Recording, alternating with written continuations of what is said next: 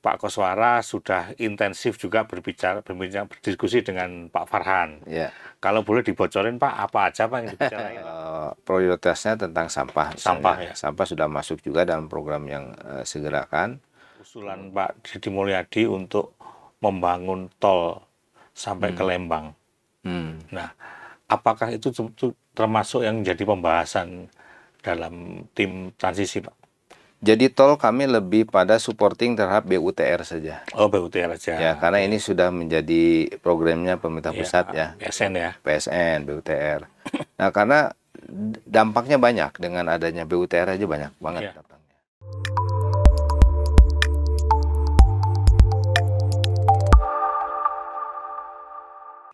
Tribuners, tidak lama lagi Kota Bandung akan mendapat pemimpin baru, yaitu Pak Muhammad Farhan yang terpilih dalam pilkada serentak kemarin. Nah, menjelang itu, saya sekarang di studio mendapat kawan diskusi yang sebetulnya sudah ini kali ketiga untuk datang ke studio Tribun Jabar. Nah, kami nanti akan bincang-bincang tentang persiapan menuju ke peralihan kepemimpinan ini.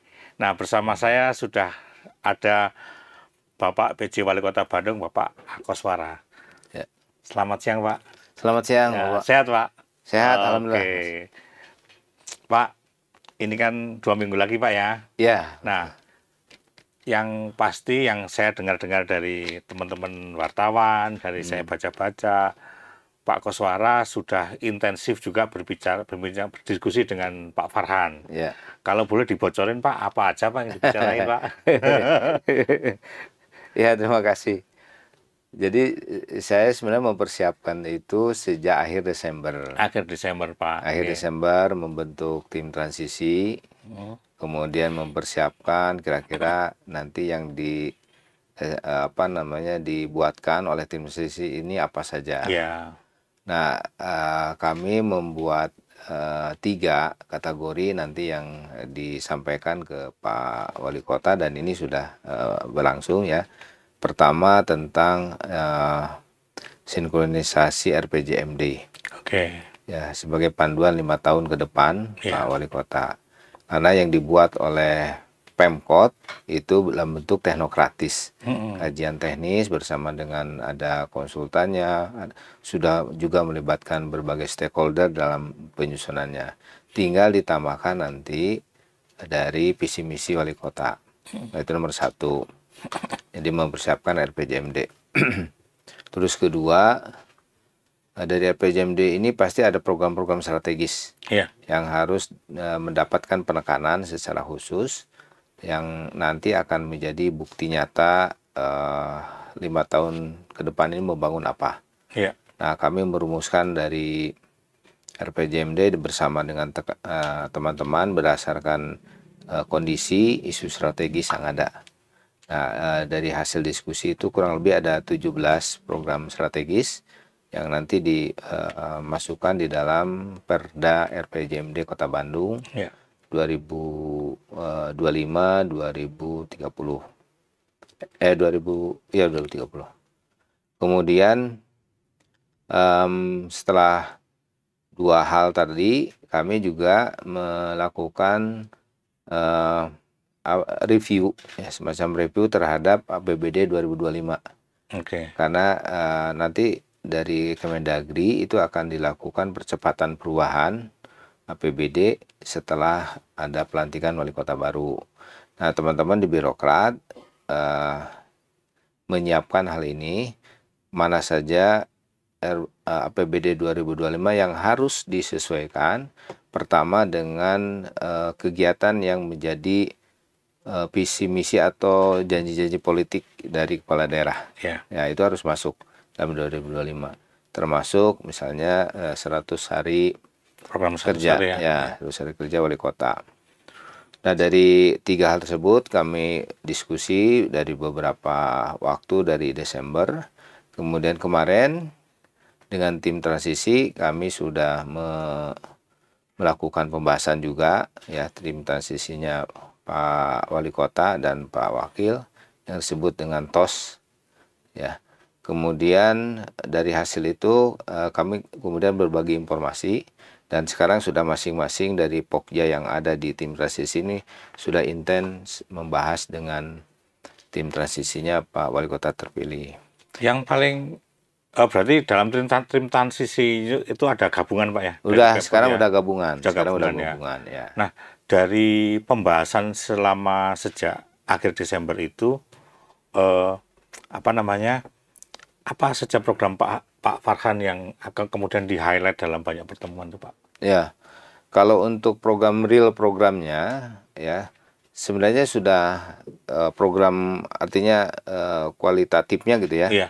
Sudah nyambung sekarang. Sudah nyambung. Nah, kemudian yang dirumuskan untuk 2025 ini beberapa program yang bisa dikerjakan duluan gitu. Misalnya Pak? Misalnya tentang sama prioritasnya tentang sampah. Sampah ya. Sampah sudah masuk juga dalam program yang segerakan. Kemudian ada beberapa penataan infrastruktur kota yang apa namanya menjadi perhatian juga. Yang harus nanti didiskusikan lebih banyak sebenarnya bagaimana menguatkan ekonomi kreatif Kota Bandung ini sebagai unggulan Kota Bandung sebagai destinasi wisata ya, karena ekonomi kreatif saya kira menjadi apa namanya kekhasan, keistimewaan Kota Bandung. Ya. Kemudian ya selain infrastruktur, kemudian tadi sampah, kemudian yang transportasi ya itu adalah bagian dari layanan perkotaan ya, infrastruktur perkotaan, transportasi. Kalau transportasi karena Kota Bandung ini bagian dari Bandung Raya ya, mengikuti program yang atau mensupport program yang dari pemerintah pusat. BRT kalau itu itu harus jalan kan ini PSN ya. Nah, Kota Bandung mungkin dalam konteksnya transportasi ini menyiapkan feeder yang lebih baik lagi.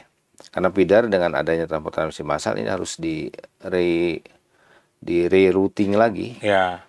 Kemudian dirubah lagi pengelolaannya, dan itu Pemkot di situ. Feeder itu dalam konteks ini Pak, kendaraan yang masih sama atau ada peremajaan? Ada peremajaan, ada perubahan layanan, kemudian perubahan pengelolaan. Karena kalau sudah masuk feeder itu pemerintah yang harus membiayai, ya bagian dari pembiayaan kesisteman dari angkutan massal.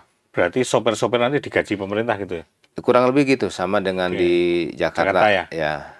Jaklingko, nah gitu. Ya, nah itu bagian dari supporting terhadap angkutan massal yang ada di Kota Bandung. Nah, kalau dalam program 100 hari itu Pak, nanti kalau tadi Bapak menyebut ada soal sampah ya. Nah, dalam 100 hari itu kira-kira sampah itu nanti penanganannya sampai apa?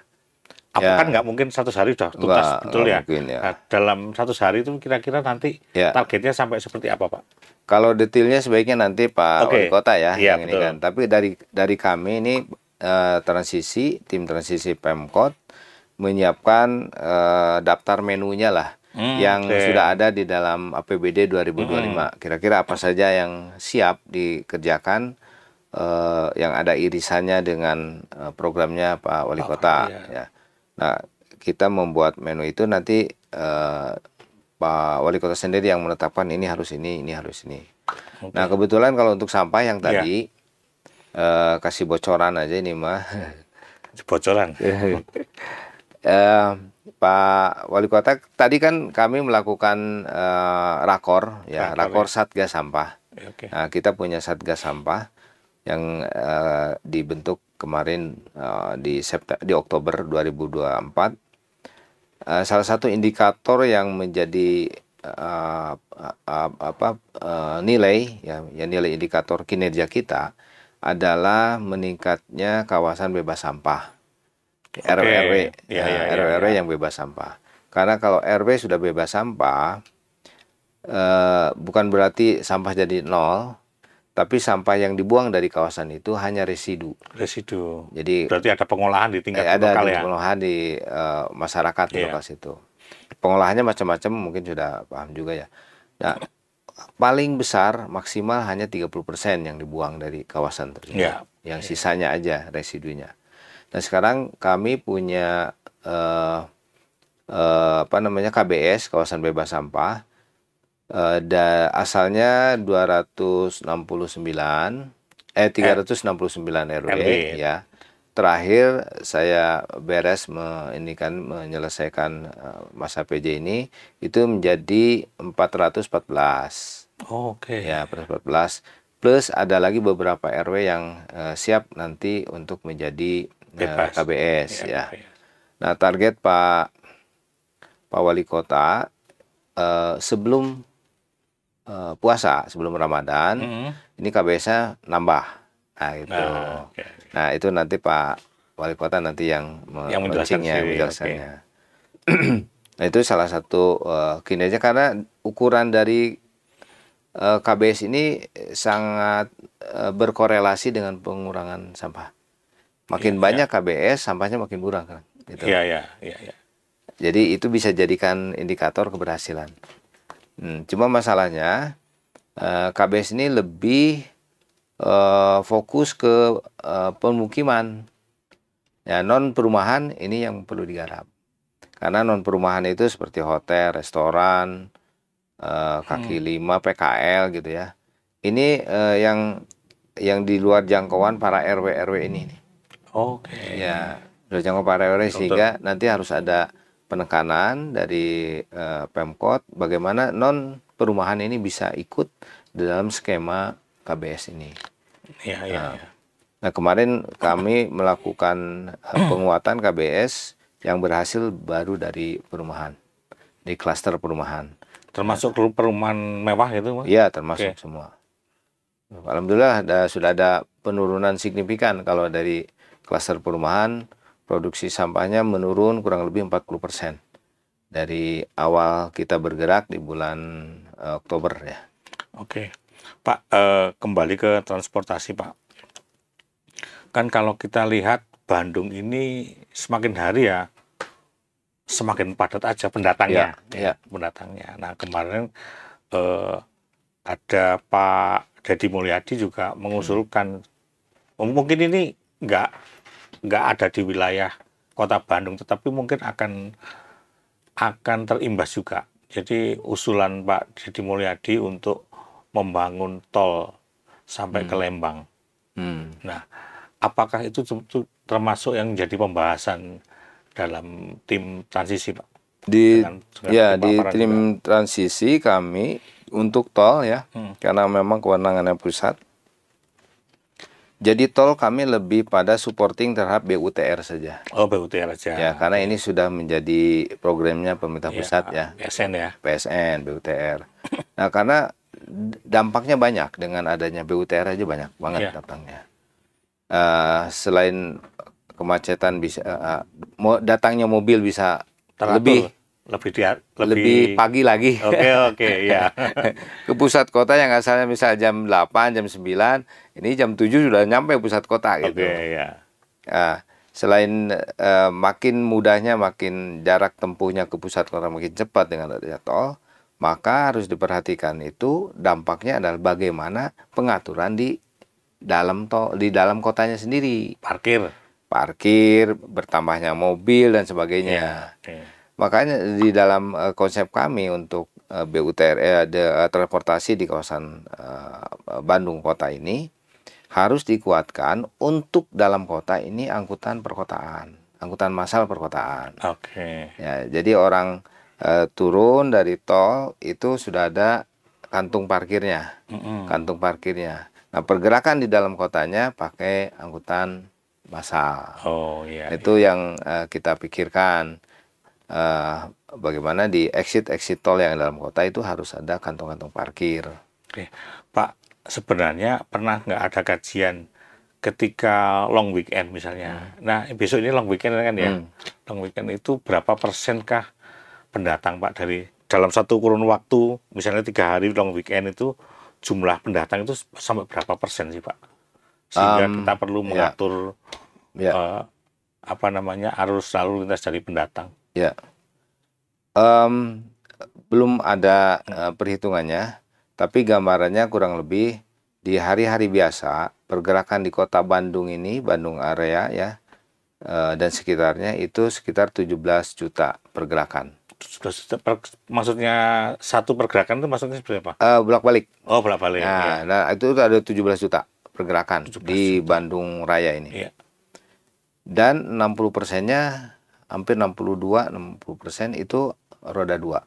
Roda 2. Ya, Oke, roda ya. 2. Nah, ketika kedatangan tamu-tamu pengunjung ke kota Bandung, yang banyak datangnya adalah roda 4. Iya, Ya, oke. karena dari luar kota. Mm-mm. Ya. Jadi penambahan roda 4 ini yang menyebabkan terjadinya kepadatan banyak di kota Bandung. Nah, memang kami menyarankan kepada masyarakat yang datang ke kota Bandung pada long weekend seperti itu, lebih baik sebenarnya menggunakan kereta. Kereta, oke. Dan ini sudah jadi mulai menjadi habit, Pak ya? Iya, jadi Ya, habit. ya. Terutama Ya, dari bus ya. Jakarta ya, dari Jakarta kalau di hari weekend long weekend itu ini bisa mencapai 21.000 orang per hari.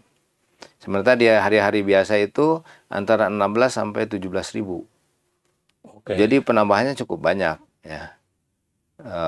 Penambahan penumpang di weekend itu.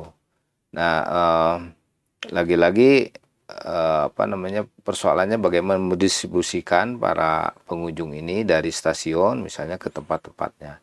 Nah, itu saya kira peran angkutan umum menjadi penting. Termasuk yang sekarang di Bandung sebenarnya online membantu itu. Iya, gitu. oke. Jadi kurang lebih begitu. Jadi untuk di Bandung itu transportasi tol itu adalah untuk pergerakan jarak jauh. Tapi untuk di dalam kotanya dikuatkan angkutan massal. Angkutan massal. Ya. Bus berarti mungkin ya, Pak. Bus. Gitu. Nah, ini kemarin ada yang sempat rame, Pak ya, bahwa Pak Farhan mengusulkan membuka kembali Husein. Ya. Dan memang ya mau tidak mau memang harus diakui bahwa untuk ke Kertajati pun effortnya cukup gede sehingga mungkin orang males gitu di sana ya. Nah, mungkin kemudian itu juga salah satunya yang membuat Pak Farhan mengusulkan pembukaan kembali. Nah, itu kan kemudian menjadi polemik ya, Pak. Karena Kertajati itu nanti bagaimana nasibnya kalau ini dibuka gitu kan ya.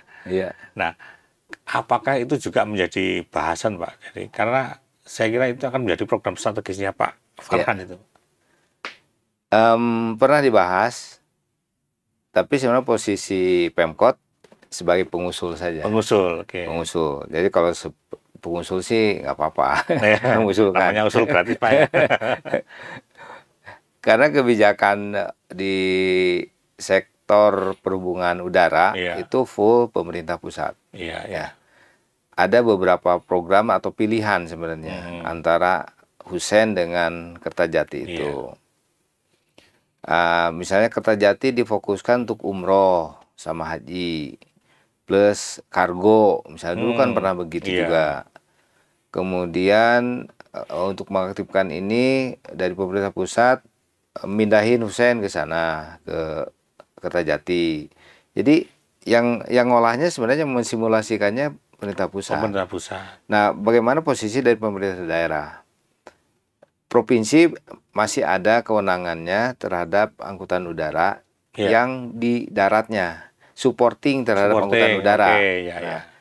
Misalnya Dinas Perhubungan Provinsi ya di Jawa Barat, kami melakukan integrasi moda antar modanya, menambah jalur angkutan umumnya, perizinan angkutan umumnya kita masukin sampai ke bandara. Dan kita lakukan promosi untuk angkutan umumnya ya, misalnya tiketnya angkutan umumnya gratis gitu. Kita lakukan itu. Ini adalah supporting terhadap bandaranya. Tapi untuk siapa maskapai yang ke sana nggak boleh turun di sini, harus di sana, itu pusat tentang maskapai ini. Tentang misalnya Aptur, harga Aptur juga bisanya kemarin bisa sama antara Halim dengan Kertajati, pemerintah pusat yang menentukan. Oh, harus sama di sini gitu. Nah, beberapa handicap di Kertajati memang masalah capaian jarak. Ya, Iya. salah satunya jarak, selain di sana belum tersedia misalnya hotelnya baru sedikit, baru Iya. satu. Iya.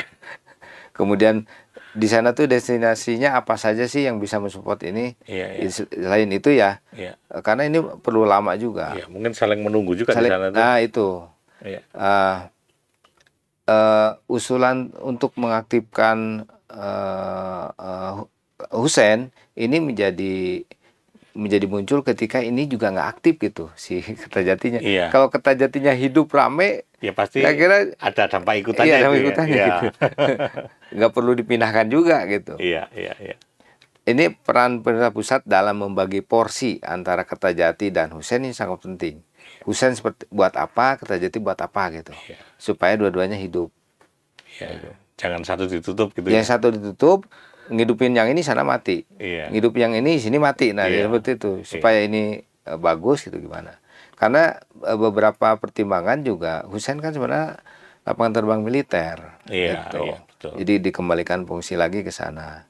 Termasuk beberapa pendapat dari para tokoh juga begitu. Karena kalau ada darurat apa-apa sebenarnya sangat penting Lanudi itu clear gitu. Ya. Nah, ini dalam membuat mengaktifasi dua infrastruktur bandara ini, pusat harus bagus nih mengelolanya. Iya betul. Kapan hari juga ada usulan dari Pak Ilham Habibie. Ya Halim aja yang ditutup. Iya.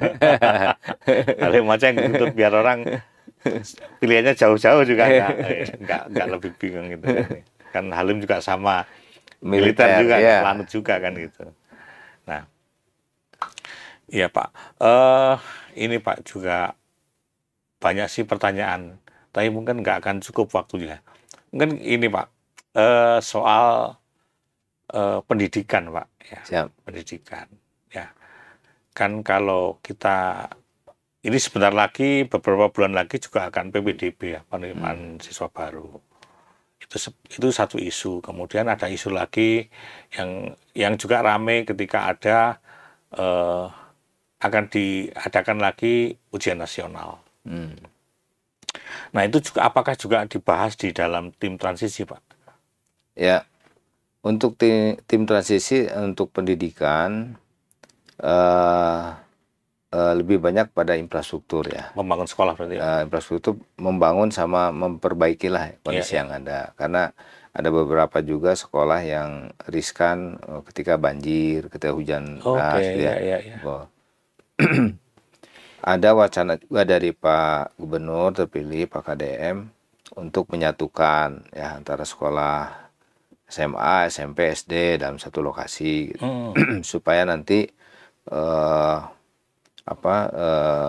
zonasinya bagus gitu. Oke, ya, bagus. Ya. Tapi yang saya soroti sebenarnya gini Pak, Kota Bandung ini mempunyai potensi pengembangan sektor kreatif. Industri kreatif ya, sangat tinggi. Di samping ekosistemnya yang sudah mulai terbentuk, ya, talentanya banyak anak-anak muda Bandung ini yang menyenangi kreatif ini, industri kreatif ini. Ini masih belum kuat nih hubungannya antara pendidikan dasar dengan industri kreatif ini. Missing link-nya di mana Pak? Ya, sudah teridentifikasi belum? Ya, missing link-nya selain masalah pengenalan tentang industri kreatif di sekolah, juga bagaimana menyalurkan talenta-talenta yang masih muda ini perlu saluran yang pas gitu Pak. Saluran itu maksudnya di misalnya di SK kulikulernya ditambahkan, ya. Kemudian mengedukasi bahwa sektor ini adalah sektornya masa depan anak-anak muda itu. Ini belum kuat. Jadi kurikulum kita di sektor di pendidikan dasar ini masih seperti ya sekolah umum ya, sekolah umum, umum ya. Nah, ini perlu diperkuat, Pak. Kota Bandung ini sektor industri kreatifnya blending dengan pendidikan dasar. Oh, berarti kan Saya, ada insert-insert ya, materi baru di materi pendidikan baru dasar. itu yang menurut Contohnya saya apa Pak perlu kira-kira yang dikuatkan. perlu di ini? Misalnya tentang eh, developer game, Oke, oke, game membuat game, development ya. ya, Ya. membuat sebuah game, ya. Karena itu selain kemampuan algoritma, ya, itu juga ada kemampuan bercerita, kemampuan membuat solusi-solusi, dan banyak sekali di situ. Ya, ya. Membuat game itu kan seolah-olah membuat sebuah kehidupan baru, tapi dalam. Nah, ini kayaknya perlu. Jadi anak-anak itu jangan hanya diperkenalkan terhadap permainan-permainannya saja. Bagaimana bikinnya juga. Bagaimana bikinnya, bagaimana menggunakannya, bagaimana membuat ekosistemnya. Iya. Ini penting. Karena ekonomi kreatif di sektor game, misalnya digital itu game ini hampir 95% dikuasai oleh permainan dari luar, game luar. Sehingga nilai ekonominya nggak ada, kita nggak dapat mendapatkan apa-apa. Sebagai pengguna ya. Sebagai pengguna saja. Itu. Ya. Sebagai pengguna, paling sebagai apa namanya, komentator. Pakai judi online juga ya. Itu. Kalau judi online bukan game itu. Itu mah lain ya, beda. Ya, ya. Nah, mungkin gitu. Jadi literasi tentang kreatif digital di sekolah dasar, pendidikan dasar ini sangat penting supaya tidak terjebak lagi juga judi online tadi. Ya. Berarti insert itu akan dimulai di semester depan, Pak? Belum. Ini pandangan saya terhadap pendidikan itu. Oke, menarik juga, Pak. Bagaimana dengan seni, Pak? Nah, sektor kreatif, industri kreatif ini ada beberapa jenis. Selain tadi yang saya sampaikan tentang IT, ya, ada juga desain, ada seni musik, budaya, macam-macam lah. Fashion juga masuk dalam industri kreatif tadi. Nah, untuk seni, saya kira bagian dari industri kreatif yang banyak talentanya di Kota Bandung. Yeah. Ini juga harus jadi perhatian dari pemerintah. Jangan jalan sendiri mereka itu. Bisa dalam bentuk akomodasi untuk kegiatan mereka, atau mendorong ekosistemnya terbentuk gitu. Misalnya dengan memperbanyak pameran, memperbanyak perlombaan, ataupun dihubungkan dengan channeling dengan pihak luar yang lebih luas lagi. Pemerintah harus bantu itu. Nah, bisa dibuat dari awal, dari pendidikan dasar, dari SD, SMP masuk. Karena salah satu menurut saya keunggulan Kota Bandung di situ, di sektor kreatif. Oke, Pak, ini pertanyaan terakhir, Pak. Kemarin Bapak Pak Koswara menjelaskan soal ini ya, mutasi, Pak. Oh ya. Ya, soal mutasi kan sebelumnya diprotes DPRD itu. Ya. Nah, pertanyaan saya, ini sudah dinotis nggak sama Pak Farhan soal ini? Ya, untuk mutasi saya jelaskan dulu beberapa hal. Pertama, merit system Kota Bandung termasuk yang terbaik di Indonesia. Oke. Setelah Jawa Barat, provinsi Jawa Barat. Setelah provinsi ya. Ya. Artinya sistem merit kita ini bisa dipakai sebagai rekomendasi teknis untuk melakukan pengelolaan SDM. Nilainya profesional dan baik gitu ya. Jadi kita milih pejabat, milih apa, itu datanya dari merit system yang ada di kita itu udah valid dan sudah disetujui juga oleh BKN. Yeah. Kedua, dalam pertimbangan pengisian jabatan, yang diperhatikan bukan hanya milih orang, tapi urgensi dari kekosongan jabatan akan berdampak apa. Ada beberapa posisi camat yang kosong. Saya selaku PJ Wali Kota nggak mungkin membiarkan hal itu terjadi. Karena pertimbangannya pelayanan publik. Pelayanan publik langsung di situ. Kemudian terhadap dinas-dinas yang masa jabatannya 5 tahun, itu juga harus direview. Saya juga nggak mungkin juga ya membiarkan hal ini tidak terkelola dengan baik. Ya. Nah, dengan dasar-dasar pertimbangan itu, maka kami dengan BKPSDM melakukan kajian, berdiskusi juga dengan kementerian, dengan KSN. Dan saya sampaikan juga kepada Pak Wali Kota terpilih Pak Farhan. Ini konsepnya begini, yang dipakai adalah dasar dari merit system kita. Ya. Secara personal, beliau menyetujui apa yang dilakukan oleh kami bersama BKPSDM. Oke. Jadi saya tidak mungkin juga menyiapkan tim yang tidak disetujui oleh nanti yang usernya. Iya. Saya sudah konsultasikan itu. Namun karena dengan proses yang begitu panjang, ini belum tentu bisa saya eksekusi dengan jabatan saya.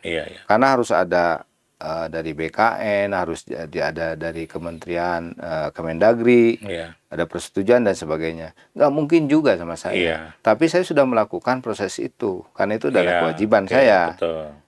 Jadi nggak perlu ribut juga, ini proses yang dibutuhkan oleh organisasi, Pak.